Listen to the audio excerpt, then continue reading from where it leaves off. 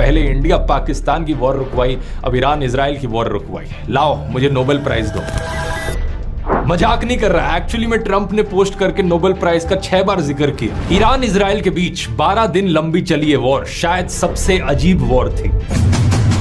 युद्ध लड़ने वाले तीनों देशों के लीडर्स ने वॉर खत्म होने के बाद खुद को विजेता घोषित कर दिया है। ईरान पर हमला करने से ठीक 10 दिन पहले इजरायली प्रधानमंत्री नेतन्याहू के करप्शन ट्रायल्स का क्रॉस एग्जामिनेशन शुरू हुआ था। कोर्ट में लिटरली 1778 बार उन्होंने कहा आई डोंट रिमेंबर। एक फॉर्मर आईडीएफ के जनरल ने नेतन्याहू पर सीधा आरोप लगाया है कि वो जानबूझकर गाजा की वॉर को कंटिन्यू रख रहे हैं ताकि वो खुद को जेल जाने से बचा सके।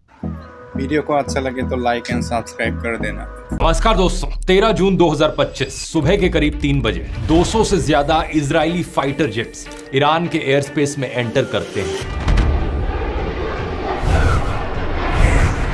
इनके निशाने पर थे 100 से भी ज्यादा न्यूक्लियर, मिलिट्री और इंफ्रास्ट्रक्चर टारगेट्स, जिन पर ये एक कोऑर्डिनेटेड तरीके से हमला करते हैं। Breaking news in the Middle East and now escalating fears of an all-out war in the region. इस सब में करीब 80 लोग मारे जाते हैं, 320 इंजर्ड होते हैं, जिनमें से ज्यादातर आम बेगुनाह सिविलियंस थे। लेकिन इन्हीं में ही कुछ हाई प्रोफाइल लोग भी थे जिनका असैसिनेशन किया गया।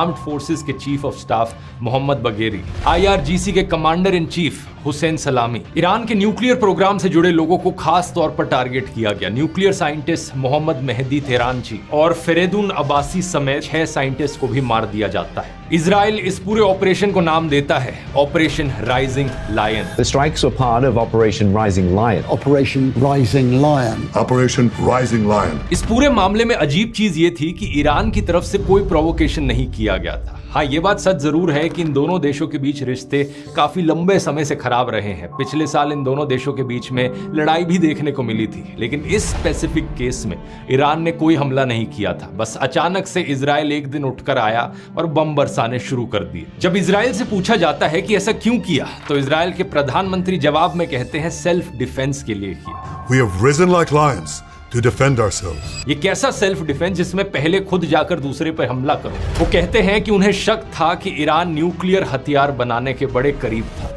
Iran could produce a nuclear weapon in a very short time. It could be a year, it could be within a few months, less than a year.